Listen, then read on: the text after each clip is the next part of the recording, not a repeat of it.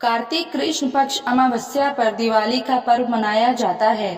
इस प्रदोष काल में माता लक्ष्मी की पूजा आरती करने के बाद कथा जरूर सुनना चाहिए। हालांकि दिवाली कथा के नाम से कई कथाएं प्रचलित है, लेकिन उन्हें छोड़कर सिर्फ माता लक्ष्मी जी से जुड़ी कथा का ही श्रवण करना चाहिए। इस बार दीपावली का पर्व 12 नवंबर 2023 रविवार के दिन मनाया जा रहा है। सतयुग की कथा। सर्वप्रथम तो यह दीपावली सतयुग में ही मनाई गई, जब देवता और दानवों ने मिलकर समुद्र मंथन किया। तो इस महाअभियान से ही ऐरावत, चंद्रमा, उच्चैश्रवा, परिजात, वारुणी, रंभा आदि 14 रत्नों के साथ हलाहल विष भी निकला और अमृत घट लिए धनवंतरी भी प्रगटे। इसी से तो स्वास्थ्य के आदि देव धनवंतरी की जयंती से दीपोत्सव का महापर्व आरंभ होता है, कार्तिक कृष्ण त्रयोदशी अर्थात धनतेरस को। तत्पश्चात इसी महामंथन से देवी महालक्ष्मी जन्मी और सारे देवताओं द्वारा उनके स्वागत में प्रथम दीपावली मनाई गई। सतयुग की दूसरी कथा। भगवान श्री विष्णु ने 3 पग में तीनों लोकों को नापकर तथा राजा बलि की दानशीलता से प्रभावित होकर पाताल लोक दिया तथा आश्वासन दिया कि उनकी याद में भूलोकवासी प्रत्येक वर्ष दीपावली मनाएंगे। सतयुग की तीसरी कथा। देवी महाकाली ने जब राक्षसों का वध करने के लिए रौद्र रूप धारण किया और राक्षसों के वध के बाद भी उनका क्रोध शांत नहीं हुआ, तो भोलेनाथ स्वयं उनके चरणों में लेट गए और शिव जी के शरीर स्पर्श मात्र से ही देवी महाकाली का क्रोध समाप्त हो गया। अतः इसी की याद में उनके शांत रूप लक्ष्मी की पूजा की शुरुआत हुई। इसलिए दीपावली की रात महाकाली के रौद्र रूप काली की पूजा का भी विधान है। त्रेता युग की कथा। त्रेता युग भगवान श्री राम के नाम से अधिक पहचाना जाता है। महाबलशाली राक्षसेंद्र रावण को पराजित कर 14 वर्ष वनवास में बिताकर राम के अयोध्या आगमन पर सारी नगरी दीप मालिकाओं से सजाई गई और यह पर्व अंधकार पर प्रकाश की विजय का प्रतीक दीप पर्व बन गया। द्वापर युग की पहली कथा। द्वापर युग श्री कृष्ण का लीला युग रहा और दीपावली में 2 महत्वपूर्ण आयाम जुड़ गए। पहली घटना कृष्ण के बचपन की है। इंद्र पूजा का विरोध कर गोवर्धन पूजा का क्रांतिकारी निर्णय कर श्री कृष्ण ने स्थानीय प्राकृतिक संपदा के प्रति सामाजिक चेतना का शंखनाद किया और गोवर्धन पूजा के रूप में अन्नकूट की परंपरा बनी। कूट का अर्थ है पहाड़, अन्नकूट अर्थात भोज्य पदार्थों का पहाड़। जैसा ढेर अर्थात उनकी प्रचुरता से उपलब्धता, वैसे भी कृष्ण बलराम कृषि के देवता हैं। उनकी चलाई गई अन्नकूट परंपरा आज भी दीपावली उत्सव का अंग है। यह पर्व प्राय दीपावली के दूसरे दिन प्रतिपदा को मनाया जाता है। द्वापर युग की दूसरी कथा। दूसरी घटना भगवान कृष्ण ने नरकासुर का वध कार्तिक चतुर्दशी को किया था, जो कि दीपावली के एक दिन पहले ही तिथि थी।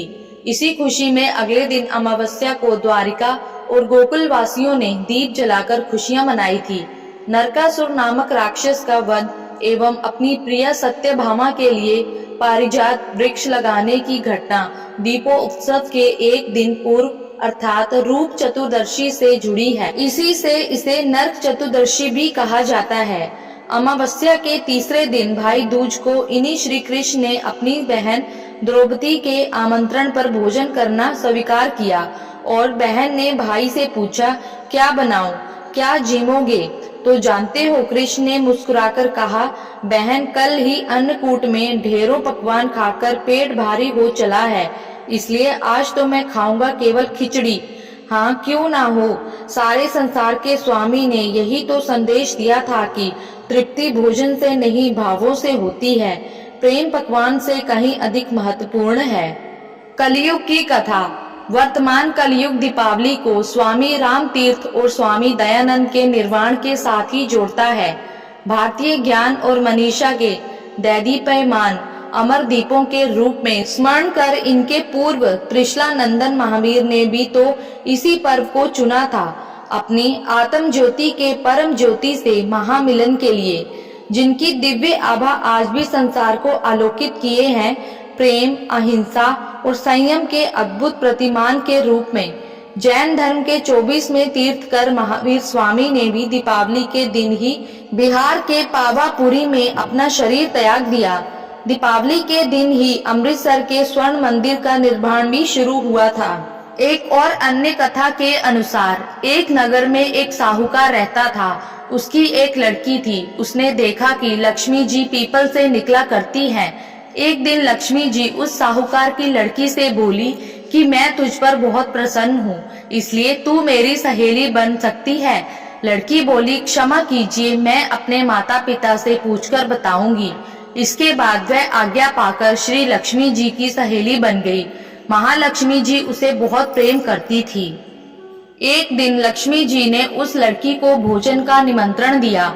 जब लड़की भोजन करने के लिए आई तो लक्ष्मी जी ने उसे सोना चांदी के बर्तनों में खाना खिलाया, सोने की चौकी पर बिठाया और उसे बहुमूल्य वस्त्र ओढ़ने को दिए। इसके बाद लक्ष्मी जी ने कहा कि मैं भी कल तुम्हारे यहाँ आऊंगी। लड़की ने स्वीकार कर लिया और अपने माता पिता को सब हाल कहकर सुनाया। यह सुनकर उसके माता पिता बहुत खुश हुए, लेकिन लड़की उदास होकर बैठ गई। कारण पूछने पर उसने अपने माता पिता को बताया कि लक्ष्मी जी का वैभव बहुत बड़ा है, मैं उन्हें कैसे संतुष्ट कर सकूंगी। उसके पिता ने कहा कि बेटी, गोबर से जमीन को लीपकर जैसा भी बन पड़े रूखा सूखा श्रद्धा और प्रेम से खिला देना। यह बात पिता कह भी ना पाए कि एक चील वहां मंडराते हुए आई और किसी रानी का 9 लखा हार वहां डालकर चली गई। यह देखकर साहूकार की लड़की बहुत प्रसन्न हुई। उसने उस हार को बेचकर लक्ष्मी जी के भोजन का इंतजाम किया। इसके बाद वहां श्री गणेश जी और लक्ष्मी जी वहां आ गए। लड़की ने उन्हें सोने की चौकी पर बैठने को कहा। इस पर महालक्ष्मी जी और गणेश जी ने बड़े प्रेम से भोजन किया। लक्ष्मी जी और गणेश जी के आने से साहूकार का घर सुख संपत्ति से भर गया। हे लक्ष्मी माता, जिस प्रकार उस लड़की पर अपनी कृपा बरसाई, उसी प्रकार सभी घरों में सुख संपत्ति देना। आप सभी को दीपावली की ढेरों शुभकामनाएं। धन्यवाद।